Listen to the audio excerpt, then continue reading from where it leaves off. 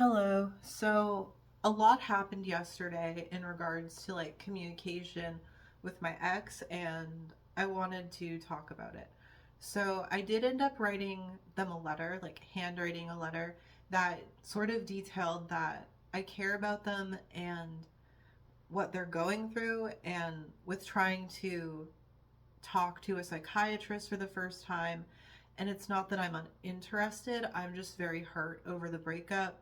And because of that, I need time to process it and deal with my emotions and heal before I can communicate with them on non logistical matters. Um, and the reason that I hand wrote the letter was because I feel that you have to be more mindful and more deliberate when you're handwriting something than if you were to just write somebody a message on your phone. I think it's very easy to get dysregulated and then just instantly send a message that you regret or doesn't necessarily represent how you truly feel when you aren't dysregulated. um, and also, I just did not want to hurt them. So, I wrote the letter and I took a photo of it and then I sent it to them on Discord. And one of the alters in my partner's, sorry, ex's system um, responded, and they have been the part that I think has been corresponding with me for at least the past few days. It seems that whenever they do reach out to me, it is that specific alter. Um, they basically said that they keep forgetting the boundary, that we're only going to talk about logistical matters, and they keep like just going back to thinking that we're friends. And I think a reason for this is that specific alter wasn't really around for the duration of the relationship, so their memories that they have of me are from when we had first met and like we were friends then. However, it is kind of hurtful for me because although I know they're a different alter, and I'm sure that other people who get close to me experience this with me as well. Like, I'm not here trying to shit on systems for experiencing different autobiographical memories. I do that too, but also I am also affected by it, even though it's something I inadvertently do to other people. Um, but yeah, they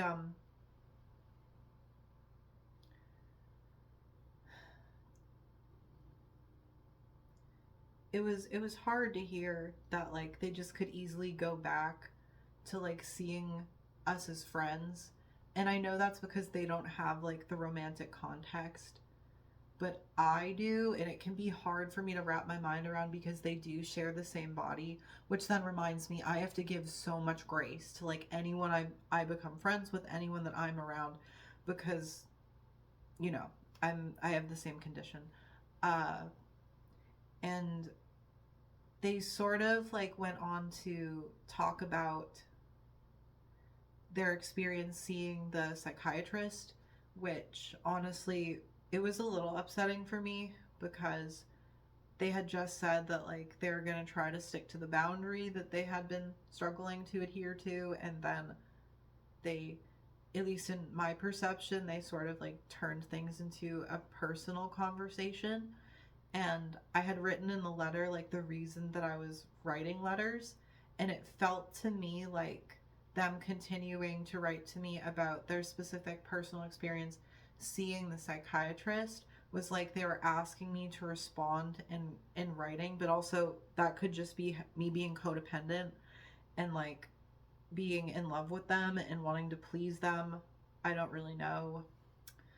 um Ultimately, it's my responsibility if I want to move my thumbs or not. Um, but that's not to say that they don't have like a pull on me.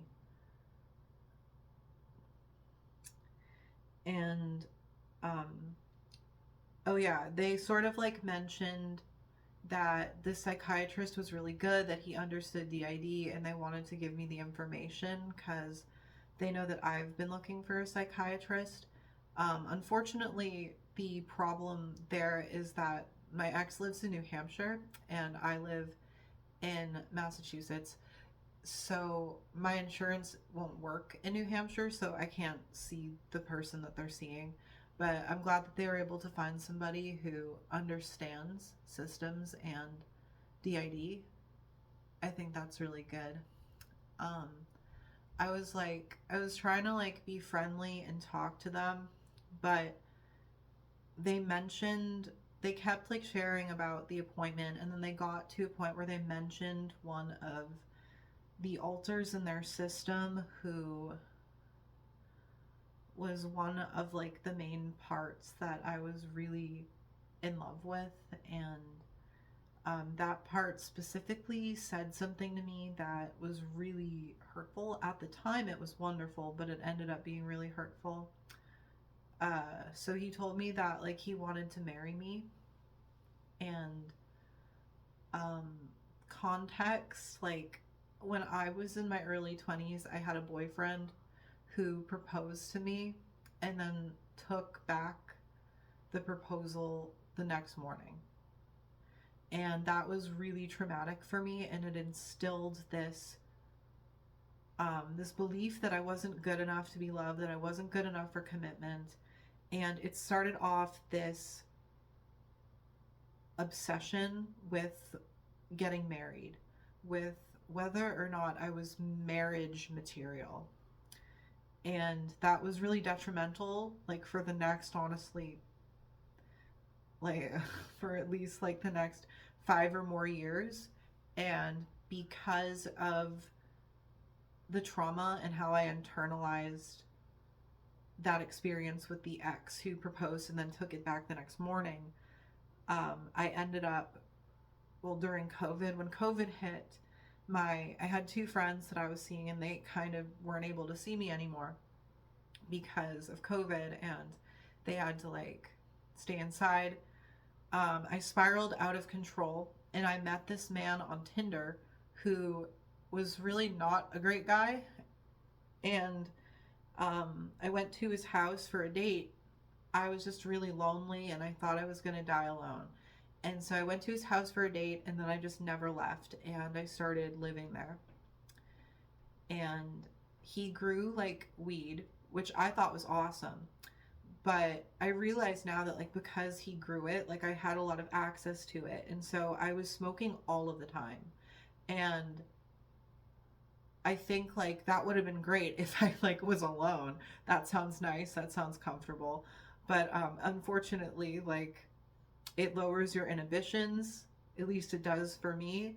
And when you're around someone who's not necessarily so great, would you like your inhibitions to be lowered? Probably not. And I was so out of it that when he slid like these like marriage form thingies to me, I just kind of signed them, and I didn't think much of it.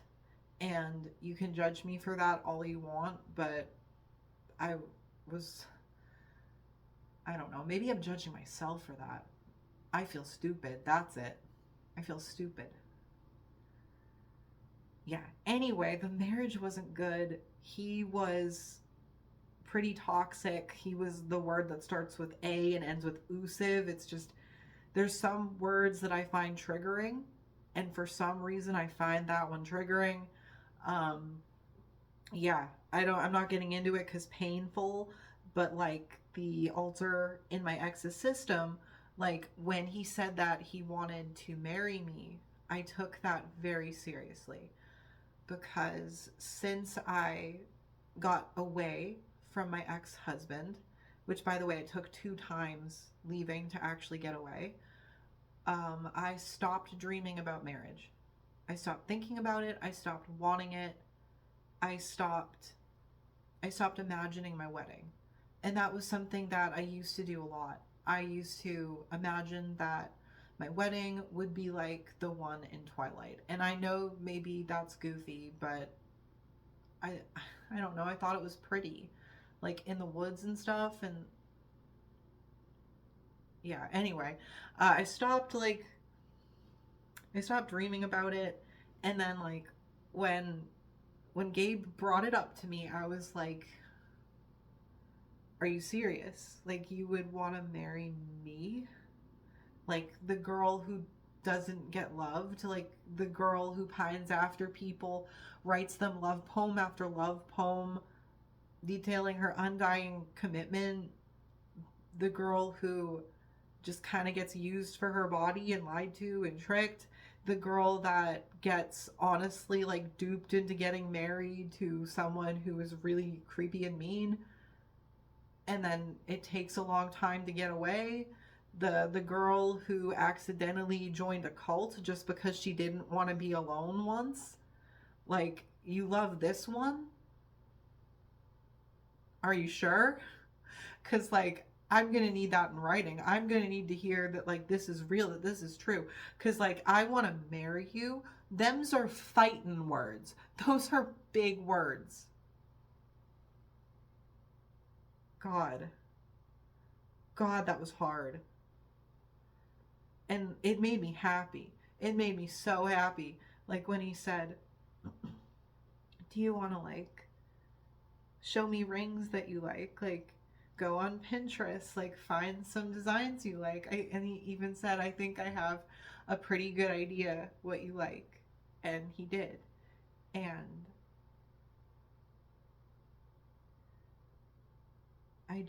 I wish he wouldn't have said that. I wish he wouldn't have mentioned that. That really hurt. Anyway, when Kit, the alter who's been communicating with me lately, mentioned Gabe, I got completely dysregulated, and like it was in within the context of like him talking to the psychiatrist at the appointment, but like that might not be important. But like I lost my shit. Like any regulation that I was holding on to, and I was holding on to it by a thread, just went right out the window. And I said to them, "I'm really sorry.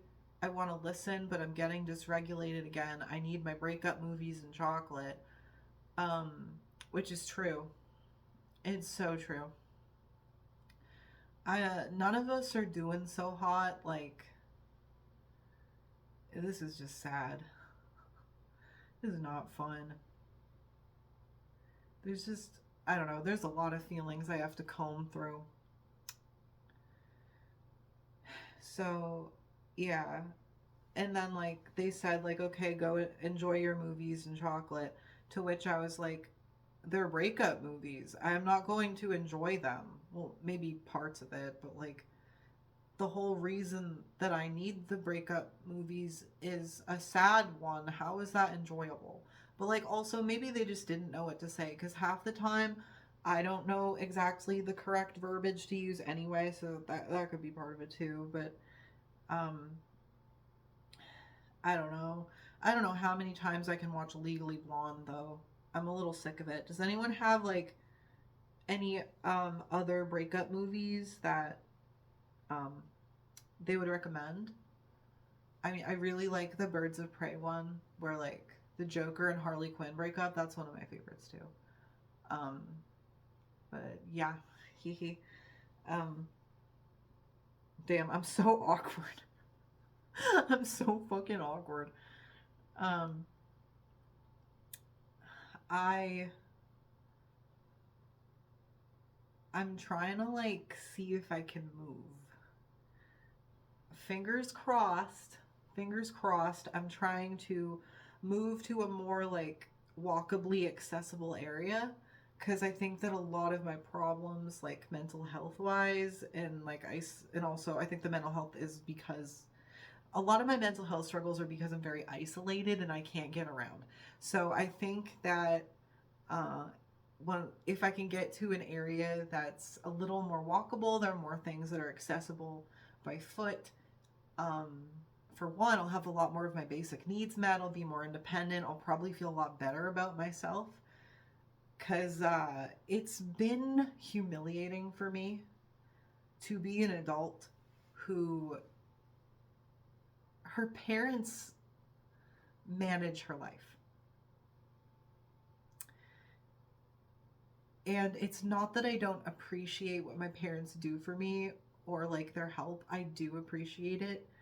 It genuinely means the world to me that they've stuck by me this long with all of my problems and like the DID and the depression and just the crippling anxiety and all of that. It means the world. But also, I am a full grown human and I'm getting old. And so it is a little embarrassing to be this old and be dependent on my parents just because of location.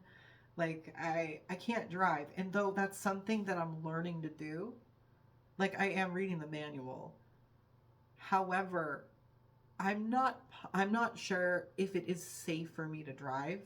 And that's another thing too. Like I do have friends who have DID and they can drive fine. They have no problems. But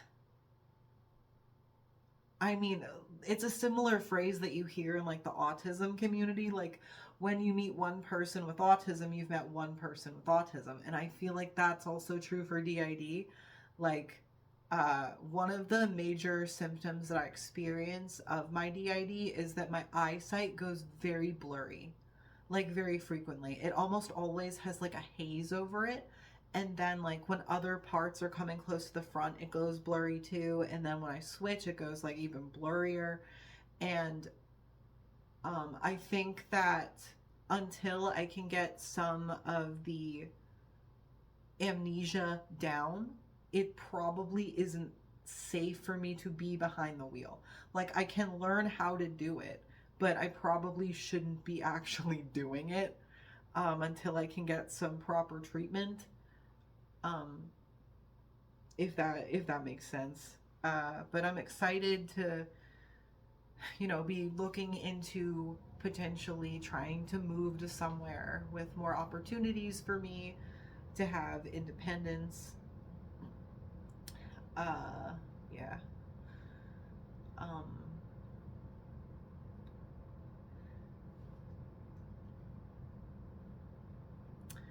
so yeah, I guess this is it for this moment. Thank you for listening, and I hope that you're having a good day. I hope that you can eat something yum today, and I hope that you see a funny video that makes you go ha ha ha. Um, and if that is a video by Luigi Lover 69, then you're all right in my book.